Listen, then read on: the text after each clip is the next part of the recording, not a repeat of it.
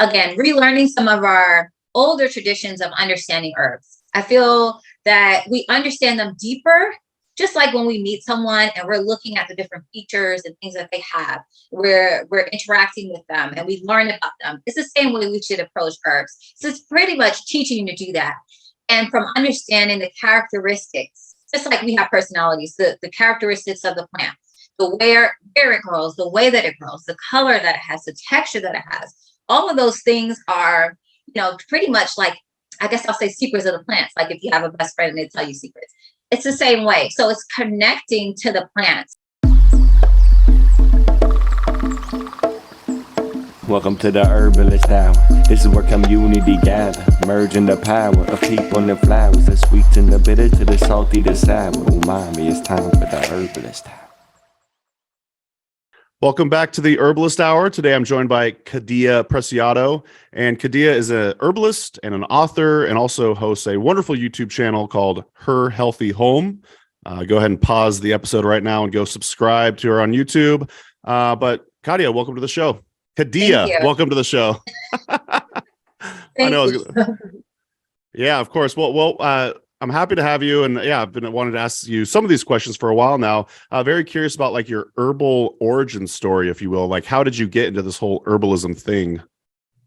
I would say it started with a journey just of me always wanting to be healthier, trying to eat healthy and just, trying to educate myself on, what I should be doing. And when I went away to college, I actually had to take over doing my hair. In the Black community, it's a big thing to get our hair done. And so I didn't know how to braid or do anything. And I didn't have the money to go and get it done either. So I had to learn myself. And so once I had the options to look at ingredients and things like that, it led me to want to be healthier. And so it just started, I started learning about different herbs and making my own things. And so that's how I first started with the herbs, just playing around with them. Being a little chemist in the kitchen. Sure. Yeah. Did you have any, like, say, early herbal mentors? Did you go to any sort of herb school, or you mostly self-taught, or? Yeah. So I would say my herbal mentor, not really. I had his books and I did get to see him in one event, but he's actually deceased. And it was Dr. Lee Lasco. And so I read all his books. I watched many different videos of his, but I had to really learn my own. And make sense of it. And so, so I would say that would be my mentor, but really I'm just self-taught, just learning things, experimenting, trying things out. Sounds about right. Yeah, I've got a similar situation as well. Do you have any, like, say, early plant memories, like some plants when you were a child that kind of had an effect on you? I grew up in New York, in Queens, New York. It was and so we didn't really see much plants. It was just, just a little patch of grass, if anything. But then when my mom moved us for high school, we were in Tennessee. So it was a big shock, lots of trees and greenery and things like that. And so I had started, but then when my husband left the military, we had our first backyard. And so I just started with some of our more food herbs, I say, things, tomatoes and peppers, and it just kind of grew. But yeah, it really started, people would be so surprised to know how I am so deep with herbs today, because I was, always scared of bugs. And, I never really had interest in herbs. It just was something that sparked later. Yeah. If I recall correctly, so you grew up in New York, but now you live in Tennessee, correct? What brought you to Tennessee? My mom, she moved us for high school. So the area where we lived was getting more violence and things like that. So she wanted to move us someplace safer, but also a place where it was really kind of booming for education. The high school was, more top rate. And so she wanted to give us more opportunity. So I'm grateful for her because it opened up my eyes to see different people and, go through life in a new place. It was a hard thing, but it was a learning thing for me. Would you say you kind of live on like a homestead now? Is that kind of what your situation's like? Yeah, we turned our backyard into a homestead. I always like to say it's a normal backyard. We wanted acres and we got less than a quarter acre. But so, I was a bit sad about that. but we've just made it to where it's bustling. Like I have friends that have 3 acres and they don't even grow or eat as much as we do from our garden. So sometimes the things don't work out the way you want them to, but you learn with adaptability and just really using what you have that, you're not missing anything. So we're able to still have a piece of, the homestead land in our backyard. Yeah, we actually just moved from a yard that was about also under a 1/4 acre over to Wisconsin, and our new yard is 0.1 acres. So it's a 1/10 of an acre. It's pretty teeny tiny. Super grateful for it. And actually, as we speak, Amanda's in the backyard digging up our backyard, our lawn, and we have plans of creating like a garden of sorts, a herb garden, hopefully grow some veggies as well. I'm just curious if you have any like tips for having like a homesteadish on a smaller piece of land. Yeah, definitely a lot of tips. The land is limited, but your mind doesn't have to be limited with the opportunities. So that's what I learned, just to be really creative with things. So a lot of vertical kind of gardening.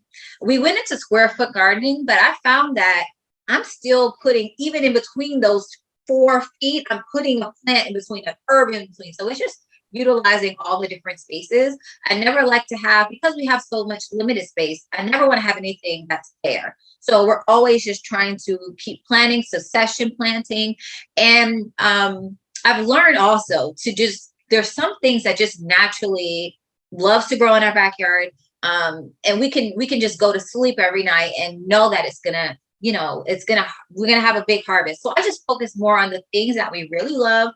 Berries do really well. So we have so many different varieties of berries, and you just kind of make it, you make it work. And I have things that are on different tiered planters. I have even some things that may be hanging just from our little covered patio area. So you just learn to utilize everything. I have pots with little wheels on them so I can just move them. So yeah, you just learn to be, plants are flexible, and you have to be flexible too. I like that you mentioned growing vertically. We were just reading Juliet Blankspor's book. I want to say it's like The Healing Garden. Maybe I'm getting that incorrect, but basically it's a book all about having a herbal garden in your yard. And she said, "Sky's the limit." I thought it was a fun pun, but totally, I was like, "Oh right, yeah, we could have like hop vines, and yeah, there's all sorts of." I like your tip on just using every square inch and just being creative. What would you say are some of your favorite plants that you have growing in your yard? As far as like, well, I guess let me rephrase that. What 5 herbs would you recommend folks grow as far as like herbs grow in their yard? Yeah. For me, I really love perennials. I feel like they're really hardy, and they'll come back, every year, and they'll get stronger. And so some of the plants that I really love, I love comfrey. If you're a person who really loves like oil infusions, and also being able to feed your garden as well as a fertilizer, it can be a really wonderful plant. And then you can, dig it up. It grows a lot on the bottom, and the variety that I have too is picking the varieties, looking for container varieties or things like that. So you can still have the plant, but just in a smaller space. So I have a Baki 14, so it doesn't expand as much, but you can still dig it up and make more plants. So I like that it's, it's sustainable, and it stays in its same spot, but I can have more if I want to, and you have the option. Another plant, I love to grow different mints. I feel like it's impossible, almost impossible to kill off a mint once it gets really strong. And it gives you, because you have to use it up before it just takes over, you'll get into having so much more, dried varieties, or you might try mint jelly. It gives you a lot of freedom because you have so much of it. So any mints, so lemon balm, peppermint, spearmint, different mints, catnip is even mint too. I love mints. I also love yarrow. It's so many uses. And yarrow is, again, I think a plant that's so hardy and spreads so much. So I think that for me, I like to have some ease a little bit in the garden too. So I love yarrow, and you can use it in so many different ways: teas, tinctures, and oils and things like that. So you get a variety of external, internal. I think it's really good. Some smaller space, saffron actually grows with bulbs, and so They don't take up too much space. And saffron is the most expensive herb by weight. And so if you can grow it, if you love to cook with it, you can actually use it, and you can use it for more than food too. Because I feel like sometimes if it's too expensive, you might feel like, oh, I have to save it for special occasions, but you don't have to when you grow it. So I think I'm up to 4 now. And then another one, let's see. There's so many. So you're saying that you're growing saffron in your yard, huh? Yes, I am. Mm-hmm. That's oh yeah, it's I just recently kind of discovered how amazing it is, probably because it was cost prohibitive. But I remember when I worked at Mountain Rose Herbs, I got hooked up with like a little bit of it, and then I started putting in my rice and everything, and I absolutely love that. I never even thought of that as a potential to grow. Perhaps maybe not in Wisconsin though, but it grows well in Tennessee though, hey? It's a cool weather. Oh, okay. So yeah, it probably will do really well. But yeah, and sometimes we think like, we can't grow as much as we think, but there's a lot of things that we could actually, instead of outsourcing it, we can actually grow it. But you wouldn't think to grow, saffron. But yeah, you definitely can. Is there a 5th one? Raspberry. I guess I think of that more as food because my kids love to pick it. But raspberry, I just love it because it's a wild plant. And so I like to let it go wild. I make a nice little square and just you can plant in the middle. And the next year it's all filled out and it'll keep making plants. And I found some actually growing in the, where it's not supposed to be. But it's a really wonderful plant, for women and men, but it's usually known and associated with women for all different, all throughout life. It just has wonderful benefits. And the leaves of it are more nutritious, more antioxidant than actually the berry. So I like to use both and really delicious as well. Raspberry leaf is actually one of my favorite teas to make. It actually kind of has like the astringency of like, say, a green tea. And yeah, I like you said, it might be like quote unquote like a women's herb or something, but I love consuming it. And yeah, it's full of nutrition. I also like your mint suggestion. We're hoping to grow some catnip. Amanda's going to be creating this like catio in the backyard. That's so cute. Yeah, and we want to like plant some fresh catnip over there. So yeah, great suggestions. So you run a YouTube channel. It's called Her Healthy Home. I don't know how long you've been at it, but I suspect years. You've got like hundreds of videos. You're prolific. You're even more prolific than what we're publishing here at HerbRally. And I'm just kind of curious about your journey. I saw the other day you sent out a newsletter where you recalled back to like your first video. I want to say it was even on a different channel, and it's just so cool to see that your progression, your on-screen presence, and just how much better you've gotten over the years. And I'm just kind of curious about your YouTube journey. Oh yeah, so I've had this YouTube channel for about 2 years. I actually used to make videos, but then when I got pregnant, I stopped making videos. And then after I had my son, so my second child, I actually came back. So I would say it's probably about 2 years that I've been consistently. But yeah, what you talked about, I think that was 7 years ago. And I never even published that video. I was too nervous. And so it took some time to even come back for the second time to say, this is something that you should do. And when I was doing it, I just wanted to share different things. And I was doing cooking, I was doing sewing, I was doing everything. But then I just started to focus more on herbs because I felt like that's the way that I could help more people. And so yeah, so it has just I'm amazed by what has happened. You never think it is possible, but yeah. Would you say that's like your main way of like, say, marketing the products that you sell, the herbal products and the books and everything? Yeah, most of the people that find me usually is from YouTube. That's my biggest source, and I like it because I get to talk long, and go on about the different things that I love, and for people to be able to see me and interact with me, I love it.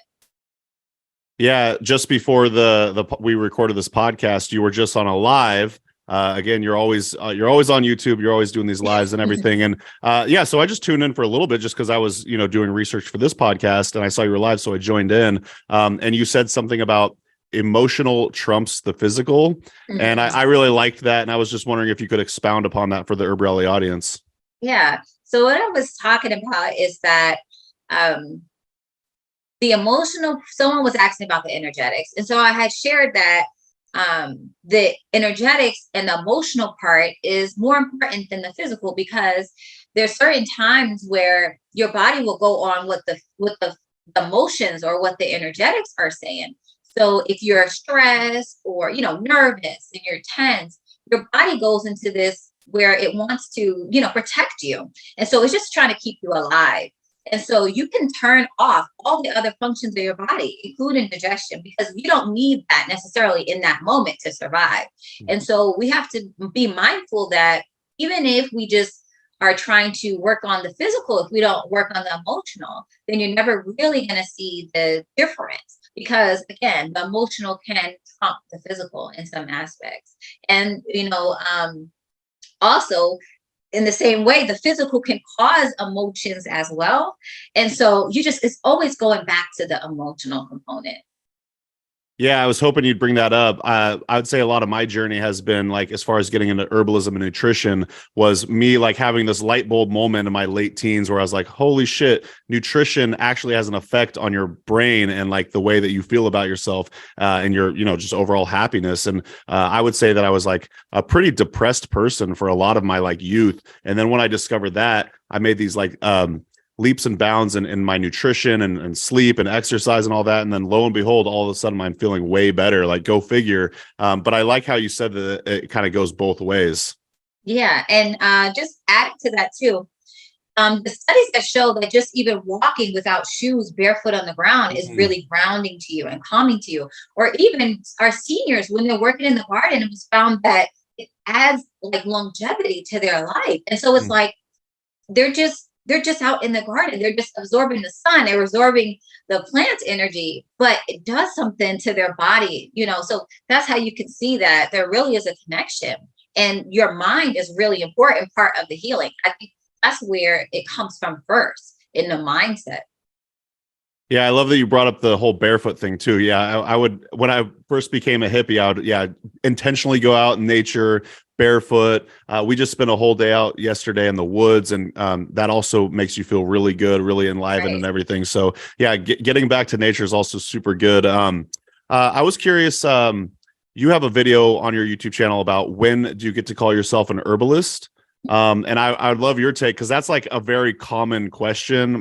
We asked the HerbRally audience, if you could ask your favorite herbalist any question, what would it be? That one came up time and time again. It seems to be like, if you're a new herbalist, you're like, well, when do I get to call myself an herbalist? So I'd love to hear you explain that.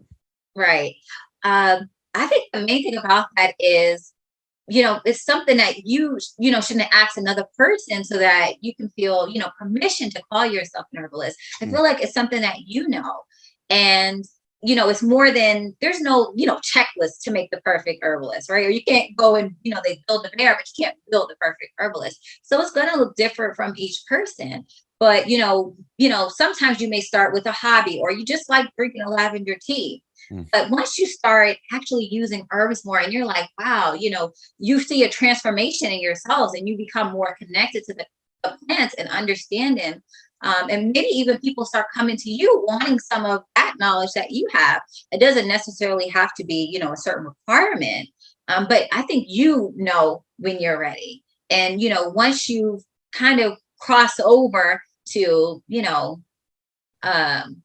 once you cross over to just being curious, or, just dipping your feet in the water, like you're like, this is something I actually want to do. This is something, that you're doing every day. This is something that you feel good about. I think that's when you're ready. Now, the knowledge you always will continue. Nobody knows everything about plants. But yeah, it's that feeling first, your own intuition and your connection first with the plants that comes first.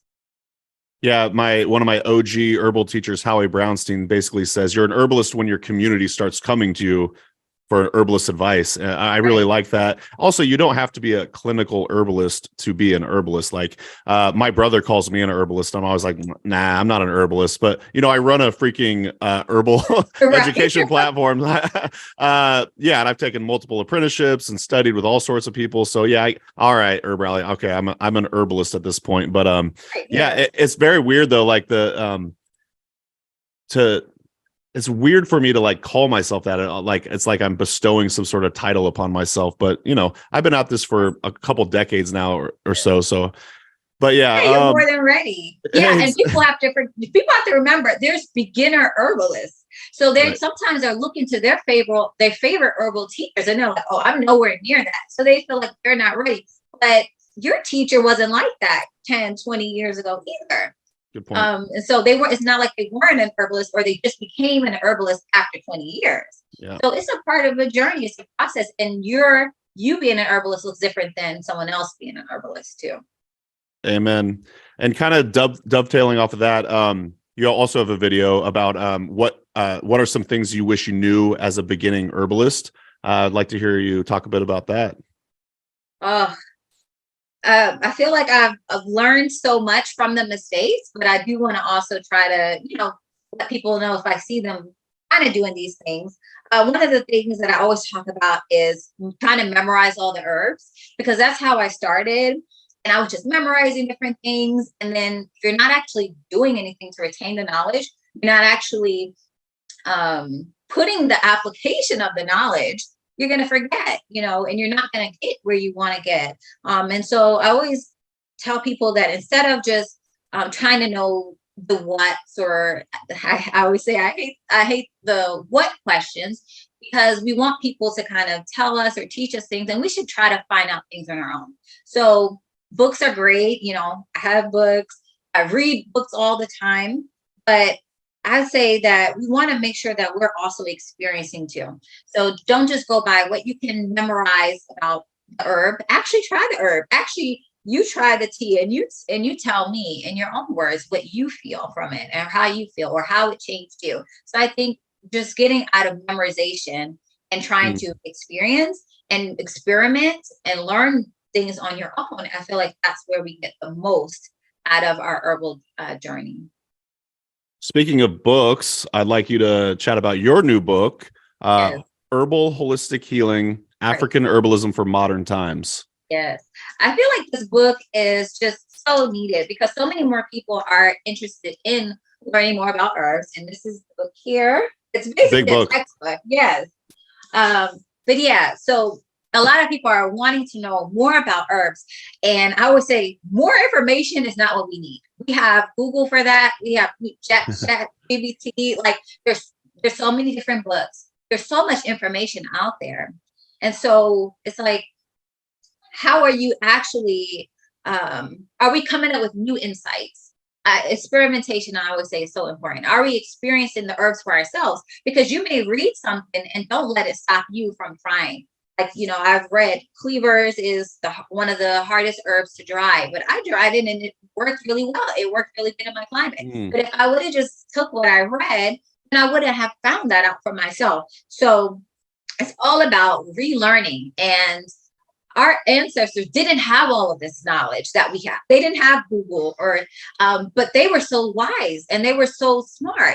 And so how did they learn? They learned by observing. And so I think that we need to get more of these instincts that, animals and insects and all of them have. They observe, but we don't really just observe. We just kind of want to absorb. So we want to just make sure that I'm trying to get back to relearning some of the old habits of, our forefathers and how they first looked at herbs, because they didn't have books. So they had to find out on their own. Is there a particular place you'd like to send people to purchase the book? I know it's on Amazon. Yes, I actually have it on my website as well. Actually, you can put in my name, KhadiYahPreciado.com. You can go to it. You can actually just put in my first name, KhadiYah.com. But yeah, I prefer that you buy it from me because, Amazon has their portion, and I actually up the price on Amazon. So it's a little bit more to offset some of that cost. So yeah, to support me. And if you want me to sign your book, I can do that for you. So I do prefer that you get it from me, but just get the knowledge however you can. So it is a big book. And like you said, it's borderline like a textbook. I did kind of want to talk about the price. It does seem like upon first looking at it, might be like, oh, this is more expensive than other books. But at the same time, you're probably, are you self-publishing that one? Yes. Yeah, exactly. By the way, HerbRally's looking at doing a book as well at some point, and we're going to go the self-publishing route because you just have way more control over like the creative process and whatnot. But I was just hoping you could kind of speak to why it is, say, pricey. And I just want to say, if you do purchase the book, you're supporting KhadiYah and your work. You know what I mean? So I really like that you value it that way. But yeah, I just was wondering if you could kind of speak to the price and everything. I could go at it many ways. Sure. So this book is not just information. Of course, you want information when you purchase it, but I teach more of for you to learn how to get the answers on your own. And so you can take this knowledge, which is a lot. It's 514 pages. So it's a lot. Yeah. But there's still much more where you're going to have questions and you'll know how to actually apply all the information and how to find it for yourself. So I break down, the different organ systems that we have and the different actions that, will correlate and, the energetics of all of it and explaining to you how I actually make the formulas that I make. And all of that. So you will know how to do it for yourself. So you get this, you get knowledge, you get my 10 years of knowledge in here. But then you get to now be above the curve and know how to do it for yourself. And so that's what I feel like. It's more than there's information and there's empowerment. And I feel like we did both. But if that's not, good enough reason on its own, it is 514 pages. It is full color and it is extremely heavy. The book is, I think, at least 3.5 pounds on its own. And so for them to be able to print it, and they're actually going up on the price in June. So yeah, just for a color book of 514 pages, we have lots of color pictures in here for you guys. But yeah, so it does come at a premium price because of the premium product that it is.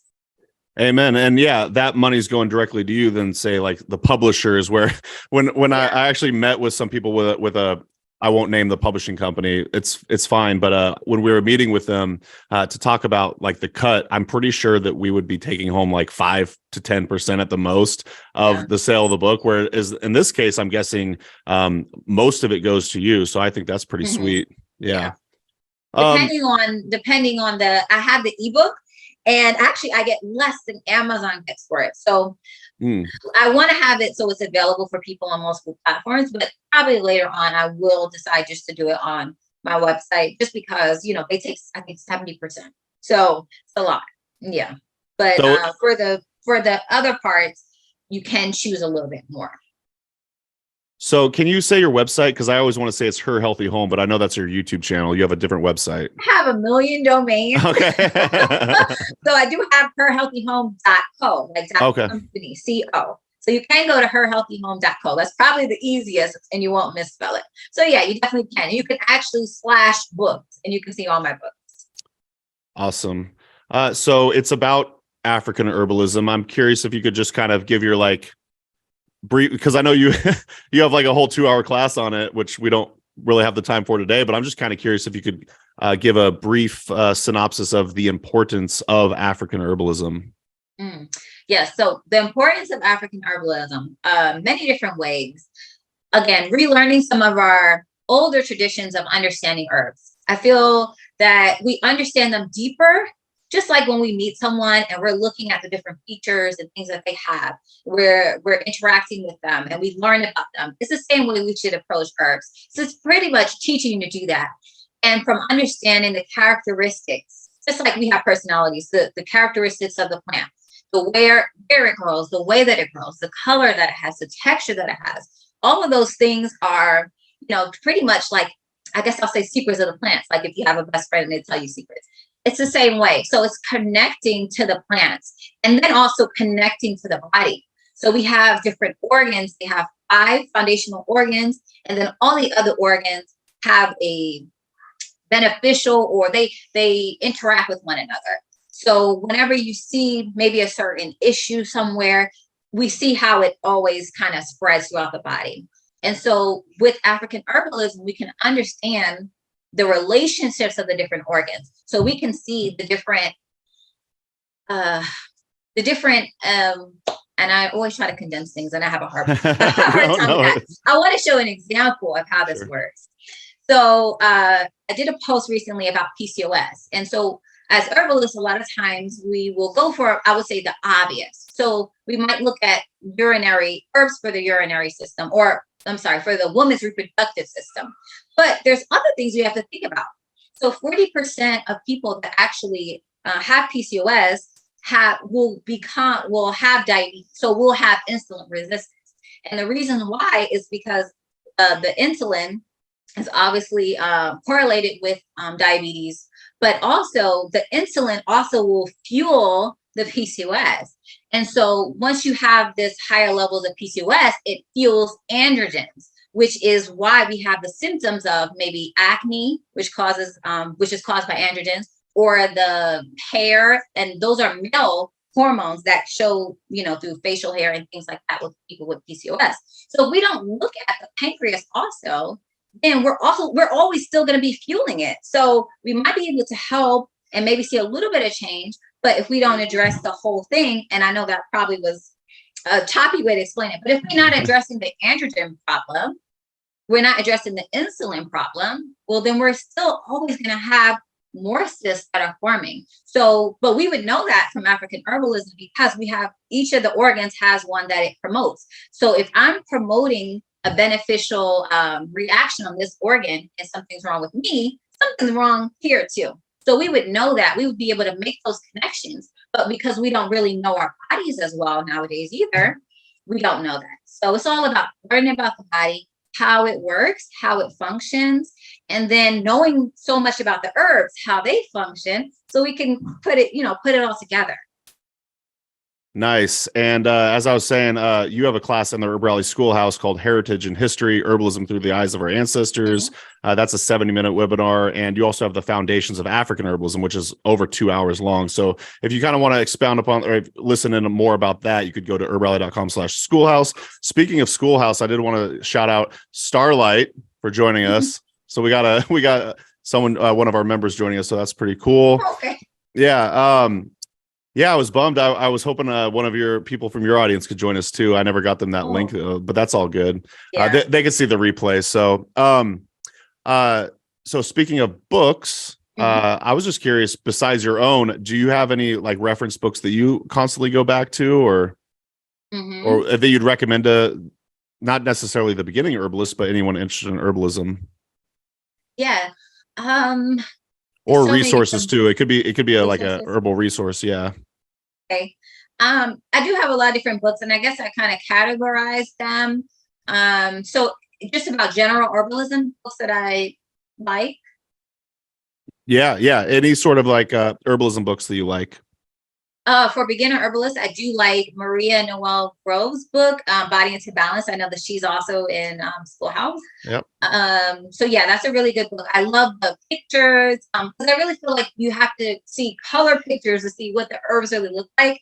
And it does delve into like the body, and I think that that's important. And I feel like it shouldn't be left out. So I do like that.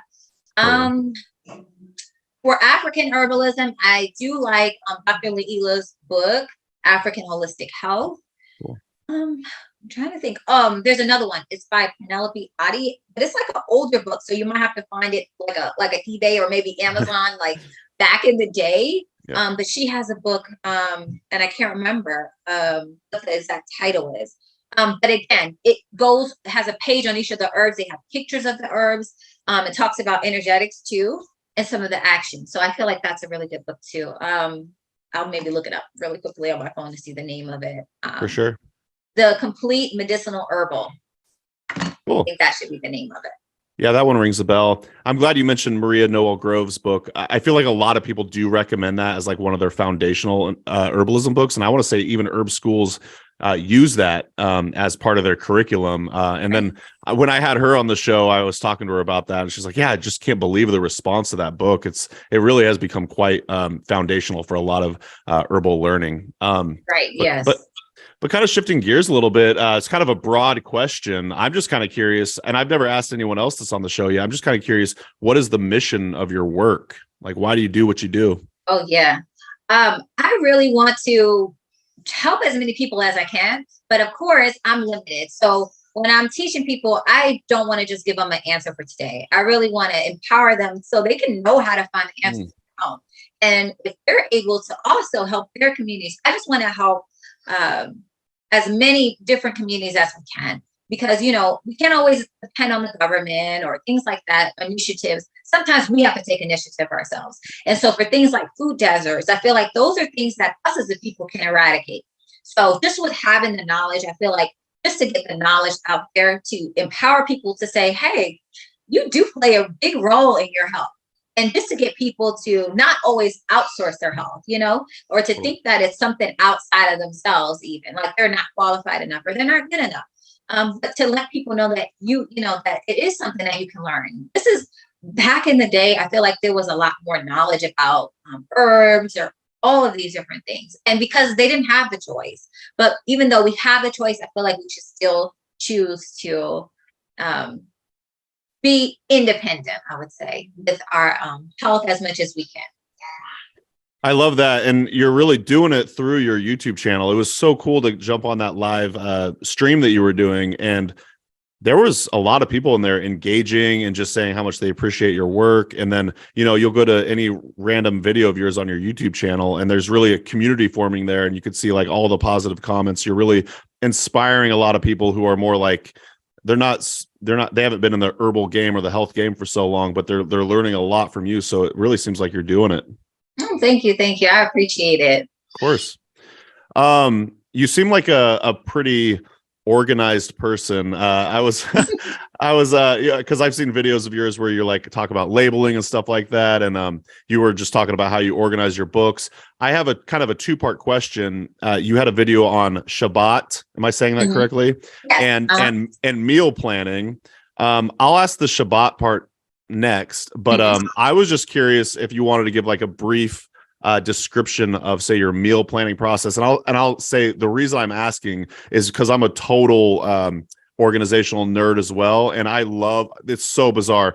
This is going to sound really weird. On Friday night, instead of like going out and like partying or whatever, I was like, I'm going to the grocery store, and I'm going right now because it's Friday night and there's going to be nobody in there, and I'm going to be able to get in and out and take my time. And we're in a new town, and I really like trying to find the healthiest food on a budget and stuff like that. I'm just kind of curious if you have any tips or tricks for your meal planning or grocery shopping.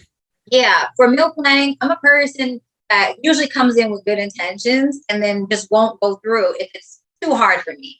So what I found that worked for me was making meal plans for the week. So we have foods that, we love. And if we ever get tired, we kind of switch it up a little bit. So I found that by doing that, having the same 4 meals and just maybe changing up a little bit can help. But it also lets you know how much you need to spend every single week. And it's flexible where you can change it if you need to, but you don't feel like, if you didn't prep the night before, so it's just, I find it to be flexible for me. So, I just find we have a certain amount of fruit and we just do seasonally. So I'm spending the same amount, but I might change up the fruits a little bit. But during that month, we can get a lot of the same fruits, and so we could really enjoy that. And it just keeps you ready for the next thing. I guess that's all I really have about the meal planning. I find just taking it by week and just repeating that, just finding systems that work and just keep on with it. If you get tired of a certain meal, try it a different way. I used to always be into, that's when I was eating meat. I used to always be into getting a whole chicken and making it into 3 or 4 meals. So I think it's, good to just have systems. Whenever I would get a bunch of produce, I would like to wash it, cut it up all in one time. And I would, put them in containers so they're ready to drop in. And I just have meals made with all different things, whether it's celery, carrots, it can be a stew, it can be a soup, it can be pot pie if you got leftovers. That's the way I kind of do it. Just make it easier on myself so that it's not a chore, but it's something I still enjoy. I'm all about the cooking with scraps. Like, what do you have left over? And then it forces you to be creative. Was I right about the assumption, you are kind of an organized person? Yeah. It can be good sometimes, but I'm a little perfectionist, a little bit more than I should be, and a little bit more, control freak, but I've learned to let go of it. But yeah. Totally. Well, I was alluding to the whole Shabbat part of that question. I'm just kind of curious if you could speak to the importance of rest. Oh, yeah. Rest is really important. We have to give our bodies a break, and turn off to rejuvenate ourselves sometimes. And I feel like herbalists, we're just so loving, we're so caring about everything, we want to do everything, but sometimes we really do need to rest and reset, and even to be able to reflect on the things that has happened. So we have to take breaks, and rest is really important. And I feel like you can't, if you're not at your greatest capacity, you cannot help in the greatest capacity. If you don't have your cup full, there's nothing to come out of it. So it is really important to take some time to breathe. And I feel like, again, we're also like usually very creative and things like that. But you can have that creative block if you just never have time to just stop doing. So time to rest your mind, time to relax your body to be able to keep going, and to do things well. You have to. It's not going to be sustainable if you never rest. I love that. Amanda recently basically enforced me to take days off or weekends off. And it's kind of ironic because I'm doing a podcast right now, which is technically work, although it is enjoyable. So I probably won't be scheduling interviews on the weekend anymore. But it was, throughout the week, I was like really starting to look forward to this weekend. And then guess what? It's almost the end of this weekend. I'm like, wow, I'm really looking forward to my work week now. You know what I mean? So yeah, I think it's like invigorates and inspires you to like keep going with your work, and everybody needs that downtime. Is Shabbat is that a Christian thing? Is that the same thing as a Sabbath? Yes. It's a Bible thing. I don't necessarily call myself a Christian, but Okay. I'm a Bible believer. But yeah, that's Saturday, Sabbath rest that I practice. Mm-hmm. Okay, so I was gonna say, because you're working too today. Well, So that's what we're doing it on Sunday. Yeah. Right, exactly. Yeah. Okay. All right. So we're both still good. Okay. Well, I'm curious, what are some of your current favorite plant allies and why? I feel like it definitely changes. Right now I'm really loving my comfrey because it's like I plucked it up and I planted it, and I knew it wasn't the best time. That's something I should have done in fall, but I did, I just decided to do it, and seeing it bloom and blossom, it's just really kind of like invigorating me and making it like, it's like I'm watching it birthed again. So it's something that I'm enjoying, and I'm really enjoying actually blackberries. I mean, we do use it in a medicinal way, not usually, but I'm just amazed by how they're growing. And so just using it more. I have all these different leaves that I can utilize. So just gonna, experiment with it more. Yarrow. Right now they just opened. So I'm using it. I'm trying to use it, trying to save enough that I can have, for the whole year. So pretty much just seeing what's out there. I was just picking some elderflowers and making a hydrosol with that.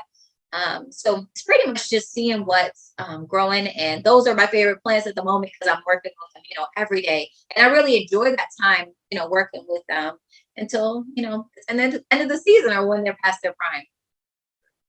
It's so exciting every time like a new season comes along. You get excited for, say, a new plant and whatnot. I'm curious as far as comfrey goes. At my house in Oregon, I planted comfrey in my backyard, and I heard that it's actually really good for the soil and for the health of the garden. Do you have any information on that? Yes. So comfrey is actually used like a chop and drop fertilizer because the comfrey roots, they grow so deep and they're able to get to the layers where other plants can't. So it can get all of those micronutrients. And so it basically it's in the leaves. And so that's why you can actually use it as like a garden tea or comfrey tea, where people just steep it in water and pour it out. Or just chop it and drop it and let it break down so you can get some of those minerals. But the grass or whatever you have would never be able to get it because it can't do what comfrey root can. So yeah, it is really wonderful. Yeah, I heard once you plant it, it's basically there forever. Yeah, I thought I dug out all of it, but I was like, hopefully I did it. Hopefully there was a little bit in there, and it came back to where I even pulled it out. So yeah, it definitely will be hard to get it. And I pulled out, several feet, and it was only about maybe 2 or 3 years old. I think it was 2, and it was already multiple feet. And so I couldn't even see the rest of it. So it is really amazing.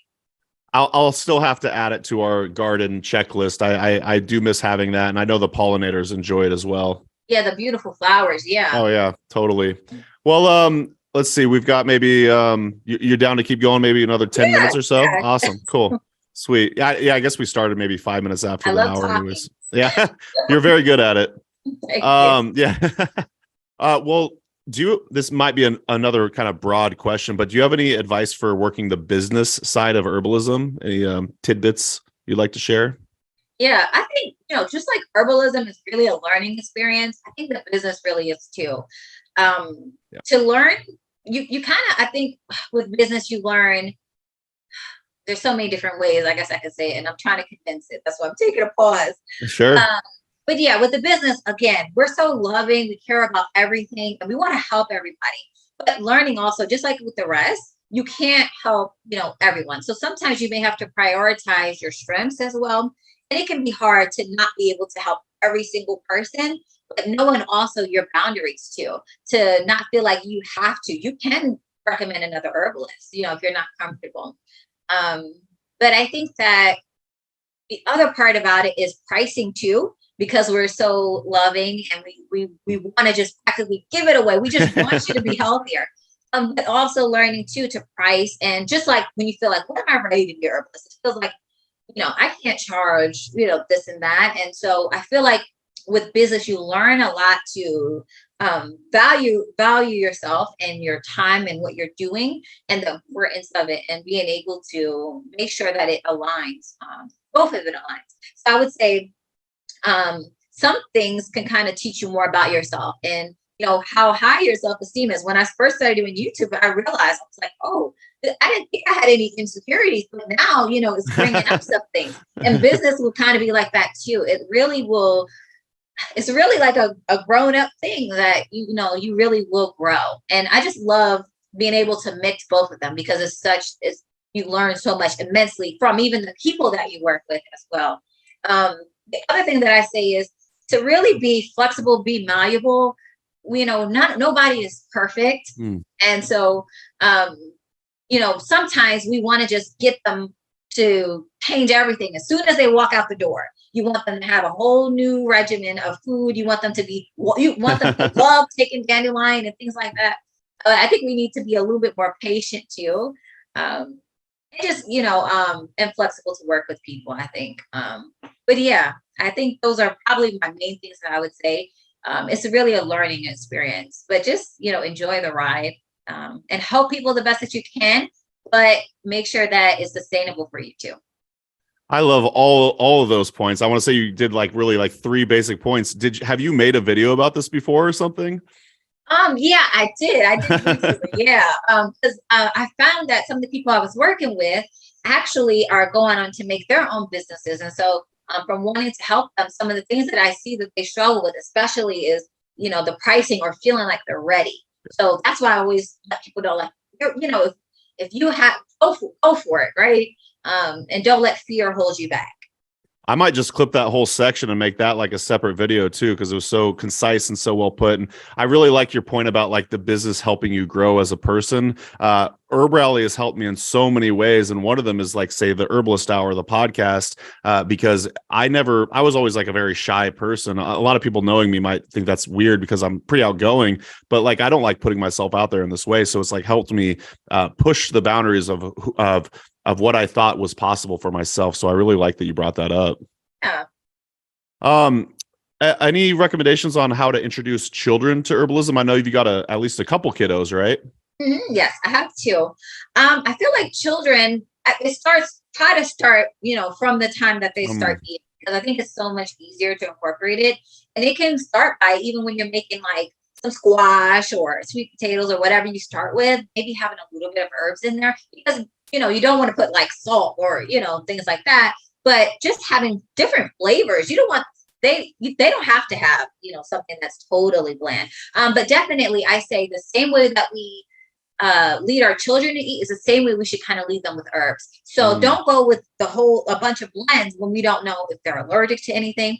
So start off with one thing, and so you can know if something has a negative reaction, you'll be able to know and pinpoint what it was. But I feel like my kids, if they see me doing it, they want to do it, or kids are so interested in anything. If it has a cool red color, cool purple color, whatever, they're all for it and they want to help you. So just having them help you, as long as, and I feel like they can also keep you accountable too. But in letting them share in on the process, when they ask you questions, sometimes kids can ask a million questions. Ask it and also let them, experiment with you and find out and learn with you. But yeah, I would just say, just make sure you do one at a time. And if you're trying to give them something, make sure you dose it properly if it's for something else. But yeah, I let my daughter, come. I put herbs in front of her. She makes her own tea. She has a teaspoon and she creates it and makes her own blend. She calls it her red tea. And so, yeah, I think that kids just naturally pick things up. They naturally learn more by observation, like I talked about. Then, they learn, like what I say, it's not, you tell them do as I say, but they really learn, what you actually do. So. Do they think what you do is pretty cool? Or yeah. And I was looking at my children. I was just like, wow, like they are just naturals. The way my daughter is just like, I was like, I wish I could get my camera out fast enough. She's just over here just interacting with the herbs. And I'm over here. I need to get my gloves to have these thorned raspberries, but she just naturally. And so you can really see that and pick that up. And I was looking at my son too. And it's just amazing. You'll see that your children, are natural herbalists. They'll just naturally pick it up. And they're excited. Anything new is really exciting to them. Love that. Well, curious, I've been asking this question lately to kind of end the show. We still got a few more questions, but what's something you like to do outside of the realm of herbalism, like a random hobby of yours? Random hobby? Yeah. I really like working with like students. I really love that. I guess that's still herbalism. I just love, teaching and talking to people about the different herbs. And sometimes, and that's why I say our journeys look different because they can teach you as well. So sometimes they may be giving suggestions. You're like, at the first thought, I thought, no, but that's genius. Like, I wouldn't have thought of that. So I do love working with them. Other things that I like doing. That's my main things that I love. I'm trying to think. Could I interject real quick? Every time I've asked this, I want to say you're the third or fourth person I've asked. All the answers have been essentially herbs. Yeah. So it just kind of surrounds our life. It's okay if you can't think of anything else. Yeah, but if you do, I thought gardening and I was like, oh, right. I do love reading. I do love reading books. Yep, that's a popular answer too so far. We're all a bunch of nerds, plant nerds. Yeah. And even saying maybe hiking or being outdoors. I guess it all just, we just can't get away from the herbs. No. So that's how you know when you're an herbalist. When that's right. It takes over, right? And they choose for you. Yeah. Yeah, totally. Well, kind of along the same lines, do you mind if we do like a random card from the Let's Get Deep? All right, let's do it. So I'll just choose a random card. We'll get to know KhadiYah a little bit better. Okay. So, what are your pet peeves? Oh, pet peeves? Or any pet peeves? I'll relate to herbalism right now. It's not a pet peeve, really, but I'm getting people out of saying the what questions. So anytime I hear what herb can I use for, that's the most often question that I think us as herbalists get is what can I use for? And I find myself explaining why I don't answer that question a lot of different ways. So I'll just explain it. But the good thing about it is it really teaches you how to explain things. When you have to explain things, 100 different times, 100 different ways, it really helps you also as well. So it's not I hate when you ask me this question, or I hate, it's just reminding me that that there's a lot of relearning that we have to do. Yeah. And I think that we're used to the educational system. Like there's one way to get in and get out. Like there's one way to get the knowledge. So letting people know that like it's okay to get, like, if this is the way that resonates with you, it's okay to do that, or it's okay to do something different. Can I explain why I don't like that question? Yeah, of course. And actually, I'll say this: you do. I've got the time for you, KhadiYah. I got the time. I will say you also do have a video on this as well. I want to say on your YouTube channel, if I'm recalling correctly. But yeah, please share. Yeah, and the funny thing is, I have videos about it, and people are still in the comments. It's just, yeah, it's funny, but I know that that's just the way we're wired to think. Because we're used to, going to the doctor, they say you have this and you need to take this. So you think that everybody who has this needs to take this. But with herbs, we have so many different choices. We're still finding out thousands of herbs each year. And so we really, as many people as there are, we have herbs. And I mean, herbs were here before us as well. And so when you think about what can I use for, you have no context. Like if you go to the doctor's office, they're going to have you fill out a form. They're going to have your health history. You're going to talk to the nurse. She's going to ask you questions about what you're doing. They're going to have, your blood to go on. They're going to have maybe a urine analysis, all these different things. But then when you come to an herbalist, you just expect from one sentence, them they should know what to tell you. And so we need just as much information to be able to actually come up with a recommendation that, makes sense for you. We don't look at the symptom. We look at you as a person. And so we want to make sure that we can look at your unique situation and come up with maybe the herb or unique herbs and bring them together in a way that makes sense for you. So if we think about everybody who has, this person might have this symptom and this symptom, or this person might have, symptom number 3 and symptom number 4. So there's no illness is the same for all of us. And so no herb is going to be for everyone. So we have to kind of get out of what herb can I use for? And herbs do more than one thing. I'm always letting people know they do more than one thing. It's not just a cold and flu remedy. It does multiple things. So we need to know how it's working as well. So we know how we need to address the issue as well. So how, why, those are the questions we want to ask, so we can get more information. We get much more than just a one sentence, or a one herb answer. Mic drop. I love it. Your hobbies are herbs, your lifestyles are herbs, and your pet peeves are herbs. So right. Right on. Well, kind of the final question of the before we learn about where to learn about you and find more about you. But what's your big why and what keeps you learning and growing with this herbalism? I think choices are important. And I think a lot of times we do things and we don't realize that there is other choices or there might be a better way. And so it isn't until we find out that this choice didn't work for us that we're trying to now scramble for something else. But I feel like we have much more access to information. So we should also know about options, and so I really want, herbs to be more commonplace. I mean, there's no place where you can go where there isn't herbs, even the coldest mountains or the hottest desert, there still are plants that are able to thrive. And so we need to know about, like I said, our elders, which are the plants. We need to know about them. We need to know so many times what you need is right there, but you just don't even know. So to be able to have so many people look differently about herbs and not just think of them as what I take when I don't feel well, but also knowing that when I am well, that these can help strengthen me, or these can help, do support me, or these, so knowing that, think outside the box and know that there's options, and that we do play, like I said, a big role in our health. And so being empowered to know that you should, and there's people that are ready to help you. Love it. Well, that's a nice way to wrap up the show. Where do you want to send folks to learn more about you and your work? Yes, you can check out my website. I have books, I have classes, I have all different things, more videos that you can check out. And you can just search my name, KhadiYahPreciado.com, or just my first name if it's too hard, too long, KhadiYah.com, or herhealthyhome.co as well. So many different ways to get to that one place. Awesome. Yeah, we'll leave links in the podcast show notes along with the YouTube description and so on. So thank you so much, KhadiYah, for joining us on the Herbalist Hour. That was a lot of fun. And thank you so much as well for always being a gracious host. And I love working with you all. And I definitely will be sending people your way to check out all the resources that you have. Thank you for being a place where herbalists can come and get so much information and knowledge from so many different minds. So thank you for what you do. I love that. Thank you so much, KhadiYah. We'll talk to you soon. All right. All right. Thank you. All right. See y'all in the next episode.